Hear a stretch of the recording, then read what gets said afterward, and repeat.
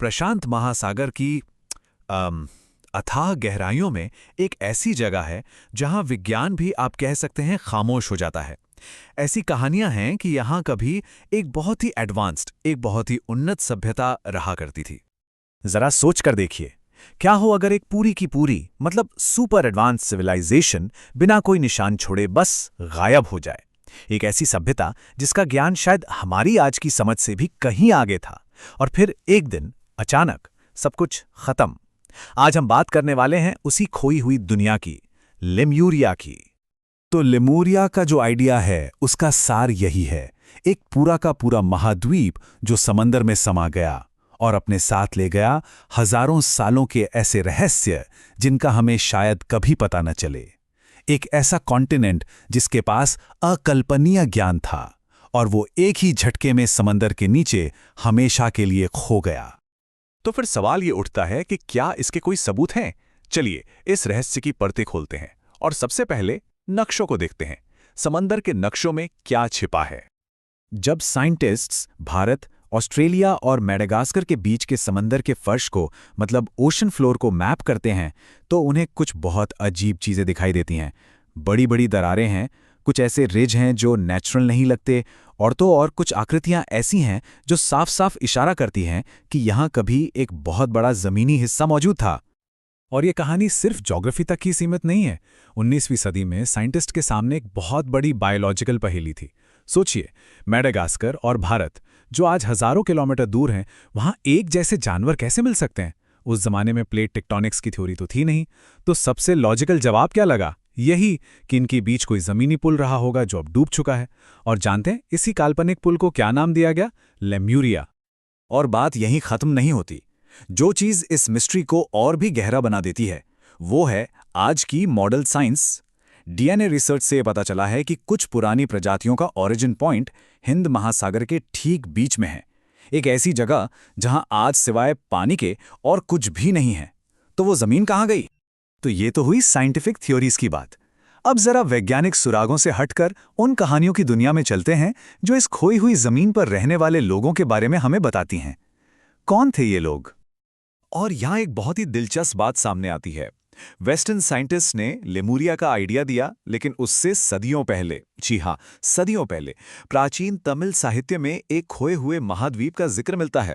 इसका नाम था कुमारी कंदम। और कहानियों के मुताबिक ये एक बहुत बड़ा तमिल साम्राज्य था जो एक भयानक बाढ़ में समंदर में समा गया। क्या ये सिर्फ एक इत्तेफाक है? ये कहानियां कुमारी कंदम के लोगों को कोई साधारण इंसान नहीं बताती, बिल्कुल नहीं। कहते हैं कि वो बातचीत के लिए टेलीपैथी का इस्तेमाल करते थे, मतलब बिना बोले एक दूसरे से बात करना। उनमें गजब की सुपर ह्यूमन जैसी ताकत थी और वे अपनी एनर्जी सीधे प्रकृति से, नेचर से खींच लेते थे। तमिल लेजेंड्स में तो साफ साफ लिखा है कि वो हमसे कहीं ज्यादा विकसित थे, उनकी टेक्नोलॉजी हमारी समझ से भी परे थी। ये लाइन उनके कितने एडवांस्ड होने का जो आइडिया है उससे और भी ज्यादा मजबूत कर देती है। लेकिन एक सवाल तो मन में आता है, अगर ये सिविलाइजेशन इतनी ज्यादा एडवांस थी तो फिर उसका अंत कैसे हुआ? चलिए इसके विनाश से जुड़ी जो दो मेन थ्योरीज हैं उन पर एक नजर डालते हैं।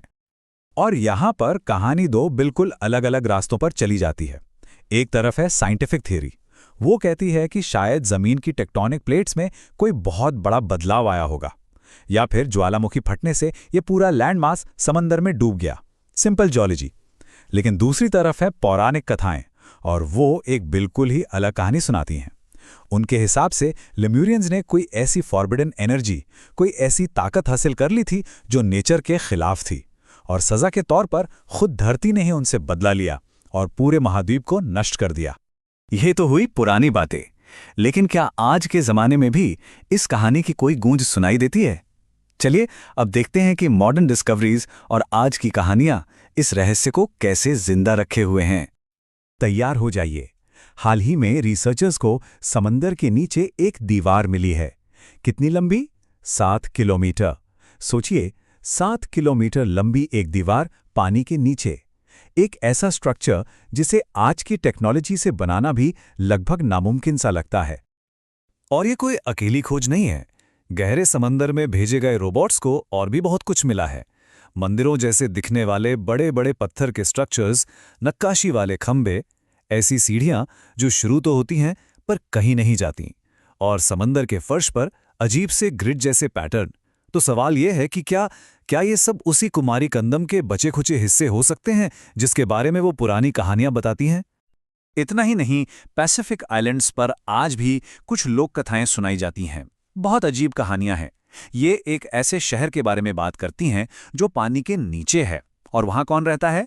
लंबे चमकने वाले लोग जो पानी में ही दिखते हैं और पानी में ही गायब हो जाते हैं। कौन है ये लोग? क्या ये लेमुरिया के सर्वाइवर्स हो सकते हैं? तो इन सब सबूतों, इन सब कहानियों के बाद हम कहाँ पहुँचते हैं? इस अनसुलझे सच के बारे में आखिर क्या कहा जाए? देखिए, लेमुरिया को देखने के आज मोटे तौर पर 3 नजरिए हैं। पहला नजरिया यह है कि यह बस एक पुरानी साइंटिफिक थियरी थी, जानवरों का माइग्रेशन समझाने के लिए एक आसान आइडिया जिसे आज की साइंस पूरी तरह से खारिज कर चुकी है।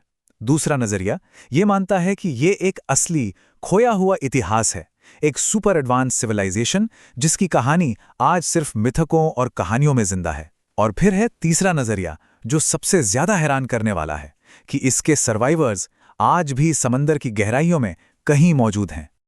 तो लेमुरिया क्या है? एक असली इतिहास या एक बहुत ही ताकतवर कहानी?